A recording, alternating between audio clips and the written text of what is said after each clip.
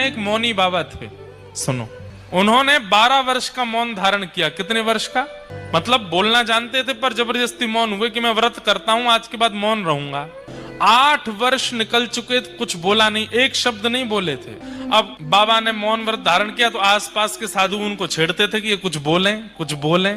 हम लोगों में मजाक होता है, ऐसे संत महात्मा भी आपस में एक दूसरे से खेल लेते हैं। एक बार एक पंगत में वो बाबा बैठे थे, भोजन की पंगत हो रही थी। बाबा को रसगुल्ला बहुत बढ़िया लगते थे। बाबा के आसपास रहने वालों ने रसगुल्ला बांटने वाले से कहा, सुनो, सबको देना, उनको मत देना। मौनी बाबा को, और मौनी बाबा को रसगुल्ला ही पसंद था।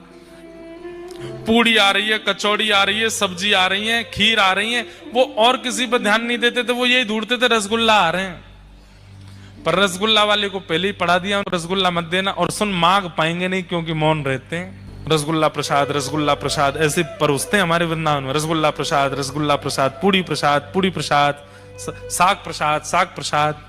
जैसे ही बाबा के सामने गए तो बाबा बोले, अच्छा बाबा नहीं चाहिए, ठीक है, आगे निकल गए। बाबा देखते रह गए, जो छेड़ रहे थे महात्मा वो दूर से हंसे। अब आएगा आनंद, आज रसगुल्ला ही नहीं मिलेंगे बाबा। अब वो रसगुल्ला वाला पूरी पंगत में डोले आया, फिर से बांटने दो तीन बार घूमते हैं ना, फिर दोबारा आया रसगुल्ला प्रसाद, सब कहें धर दो, सबके धर दे। बाबा के सामने जैसे ही पहुंचा, अभी तक कुछ खाया नहीं उन्होंने, रसगुल्ला प्रसाद, अच्छा नहीं चाहिए, ठीक है, फिर आगे निकल गए। बाबा तो फिर दे गए, अब तो बाबा कमर कस के भिड़े, बोले अब क्या?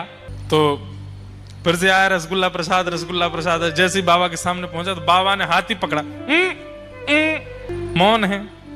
अरे बाबा नहीं दे रहा, हाथ तो छोड़ो, नहीं दूंगा आपको। और जैसे ही हाथ छुड़ा के निकले तो बाबा बोल पड़े, इधर दे रहा है, उधर दे रहा है, इधर क्यों नहीं देता है? सोई महात्मा बोले, अरे बाबा मौन। बाबा ने सिर पकड़ा, राम राम राम। दुनिया की बड़ी से बड़ी वस्तु मेरा मौन नहीं तोड़वा पाई, धिक्कार है रसगुल्ला को, इसने मौन तोड़वा दिया।